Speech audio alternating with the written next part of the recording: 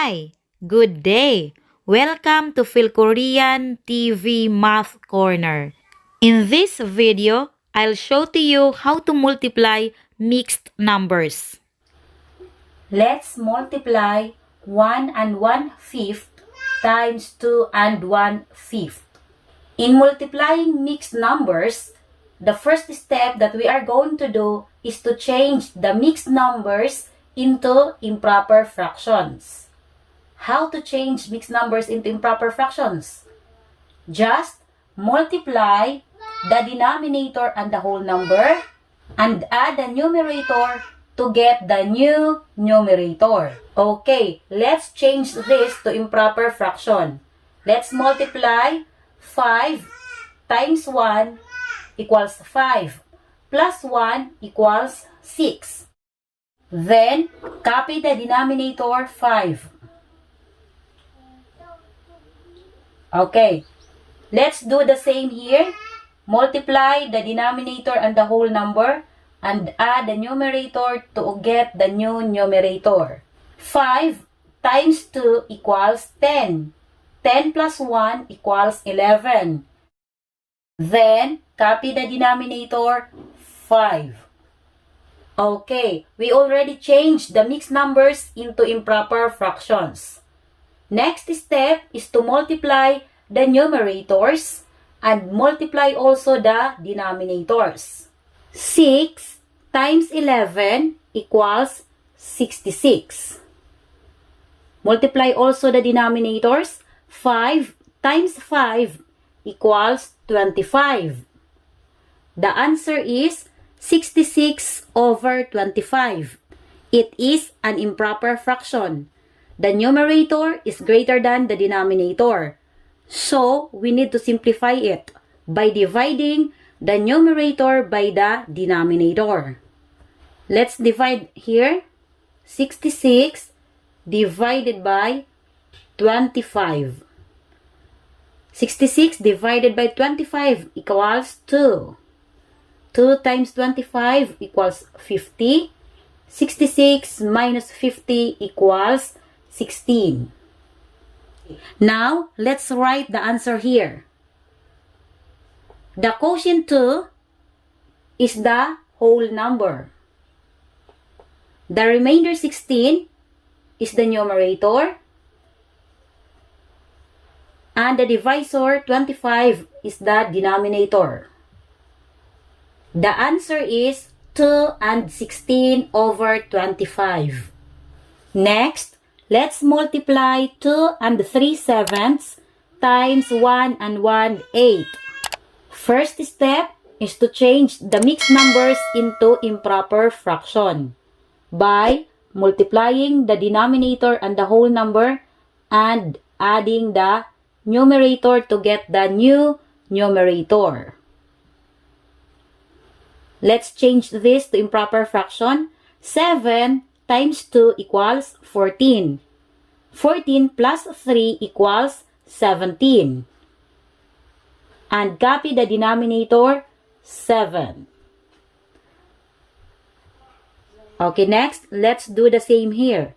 8 times 1 equals 8 plus 1 equals 9. Copy the denominator 8. Okay, next step, multiply the numerators and multiply also the denominators. Okay, let's multiply. 17 times 9 equals 153. Multiply also the denominators. 7 times 8 equals 56. The answer is 153 over 56. It is an improper fraction. The numerator is greater than the denominator. So, we need to simplify it by dividing the numerator by the denominator. Okay, let's divide here. 153 divided by 56. 153 divided by 56 equals 2. Then multiply 2 times 6 equals 12. Carry 1. 2 times 5 equals 10 plus 1 equals 11. Subtract. 3 minus 2 equals 1. 5 minus 1 equals 4. The quotient is 2 and the remainder is 41. To write the answer, the quotient is the whole number. The remainder 41 is the numerator. And the divisor 56 is the denominator. The answer is 2 and 41 over 56. Another problem, let's multiply 1 and 2/6 times 3 and 2/3. Okay, let's change these mixed numbers to improper fraction. 6 times 1 equals 6 plus 2 equals 8. The numerator here is 8. Then copy the denominator 6. Okay, let's do the same here. Multiply 3 times 3 equals 9 plus 2 equals 11. Then copy the denominator 3. The next step is to multiply the numerators and multiply also the denominators. 8 times 11 equals 88. Multiply the denominators. 6 times 3 equals 18. The answer is 88 over 18. We need to simplify it by dividing the numerator by the denominator. Let's divide here. 88 divided by 18. 88 divided by 18 equals 4. 4 times 18 equals 72. Subtract. 8 minus 2 equals 6. 8 minus 7 equals 1. The quotient is 4 and the remainder is 16. So let's write the answer. Okay, the quotient 4 is the whole number. The remainder 16 is the numerator. And the divisor 18 is the denominator. Okay, the answer is 4 and 16/18. But the fraction 16/18 can still be reduced to lowest term. We need to get the GCF of 16 and 18 and divide them by their GCF. The GCF of 16 and 18 is 2. So let's divide this by 2 and let's divide this also by 2. Just copy the whole number 4. Then divide. 16 divided by 2 equals 8. Divide also 18 divided by 2 equals 9. The answer is 4 and 8/9. Another problem. Let's multiply 1 and 2/5 times 1 and 1/4. Okay, let's change this one to improper fraction. 5 times 1 equals 5. 5 plus 2 equals 7. And copy the denominator 5. Next, let's change this also to improper fraction. 4 times 1 equals 4 plus 1 equals 5. The numerator here is 5 and copy the denominator 4. Okay. Next step is to multiply the numerators and multiply also the denominators. But in this case, we can use cancellation method. How to use the cancellation method? To use the cancellation method, just look if the numerator here and the denominator here have common factors aside from 1. And if they have common factors aside from 1, then we can divide them by their GCF and cancel them. Same with the denominator here and the numerator here. If these two numbers have common factors aside from 1, then we can cancel them. We can divide them by their GCF. Now let's see if we can use cancellation method here. Okay, 7 and 4. 7 and 4 do not have common factors aside from 1. So we will not cancel them.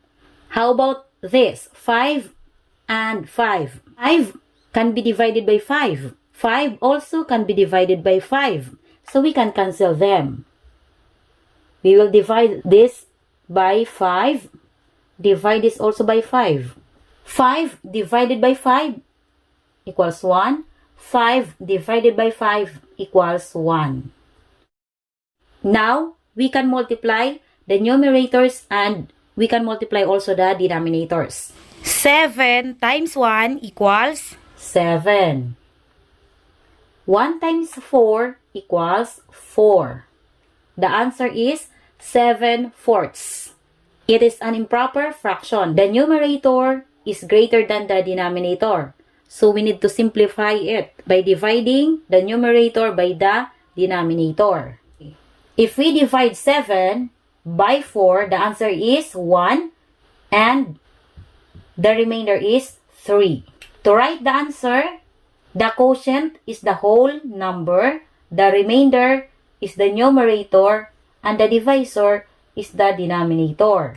The answer is 1 3/4. Ngayon naman, i-multiply natin ito. 1 3/5 times 2 5/6. I-change muna natin ito sa improper fraction. I-multiply natin. 5 times 1 equals 5 plus 3 equals 8. Kopyahin ang denominator na 5. Okay, ganun din ang gagawin natin dito. 6 times 2 equals 12 plus 5 equals 17. And copy the denominator 6. Okay. Next, i-times natin ang numerators at i-times din ang denominators. Or gamitan natin ang cancellation if applicable or possible. Okay, dito, tingnan natin itong numerator dito at denominator dito. Meron ba silang common factor maliban sa 1? Meron. Ang 8 at 6 ay pwedeng ma-divide ng 2. 2 yung GCF nila. I-divide natin sila sa 2. Divided by 2. Divided by 2. Ika-cancel natin ito. I-cancel din natin ito. 8 divided by 2 equals 4. 6 divided by 2 equals 3. Ito naman, ang 5 at 17, wala silang ibang common factor maliban sa 1. Kaya hindi na tayo magka-cancel dito. Okay, next step, i-multiply na natin ang numerators at i-multiply na natin ang denominators. Okay, times natin. 4 times 17 equals 68. I-times din natin ang denominators. 5 times 3 equals 15. Yung answer ay 68 over 15. Improper fraction pa rin. Kaya, isimplify natin. I-divide natin ang 68 sa 15. 68 divided by 15. 68 divided by 15 equals 4. 4 times 15 equals 60. And 68 minus 60 equals 8. The quotient is 4 and the remainder is 8. Okay, isulat natin yung answer. Ang quotient, yan ang whole number. Ang remainder, ang numerator. At itong divisor, ang denominator. Yung answer ay 4 and 8/15. Last problem, i-multiply natin 1 and 1/9 times 2 and 3/6. Ang unang gagawin, i-change sa improper fractions. Okay, gawin natin. 9 times 1 equals 9. Plus 1 equals 10. At kopyahin ang denominator na 9. Okay, ganun din ang gagawin natin dito. I-times natin itong denominator at whole number. 6 times 2 equals 12 plus 3 equals 15. 15 ang numerator dito. At kukopyahin natin ang denominator na 6. Next step, i-multiply natin ang numerators at i-multiply din ang denominators or gamitan natin ang cancellation method if possible. Okay, tingnan natin dito. Ang 10 at 6, meron bang number na pwedeng makadivide sa kanilang dalawa? Meron. At ang pinakamataas na number na pwedeng makadivide sa kanila ay 2. I-divide natin sa 2. I-divide sa 2. Yan ang GCF ng 10 at 6. Okay, cancel natin ito. Cancel natin ito. 10 divided by 2 equals 5. 6 divided by 2 equals 3. Tingnan din natin dito. Itong denominator na 9 at numerator na 15. Meron bang number na pwedeng makadivide sa kanilang dalawa? Meron. At ang pinakamataas na number na pwedeng makadivide sa 9 at 15 ay 3. So, 3 ang GCF ng 9 at 15. I-divide natin ito sa 3. Cancel. Cancel. 9 divided by 3 equals 3. 15 divided by 3 equals 5. Okay, tapos na tayong magamit ng cancellation method. Mababa na lang yung numbers na i-multiply natin. Kaya, mas madali tayong makakapag-multiply. I-multiply natin ang numerators, i-multiply din ang denominators. 5 times 5 equals 25. I-times ang denominators, 3 times 3 equals 9. Ang answer ay 25 over 9. Improper fraction pa rin, kaya kailangan nating isimplify. I-divide lang natin ang numerator sa denominator. I-divide natin dito, 25 divided by 9 equals 2. 2 times 9 equals 18. And 25 minus 18 equals 7. Ang quotient ay 2. Ang remainder ay 7. Isulat natin yung answer. Okay. Ang quotient na 2 ang whole number, ang remainder na 7 ang numerator, at ang divisor na 9 ang denominator.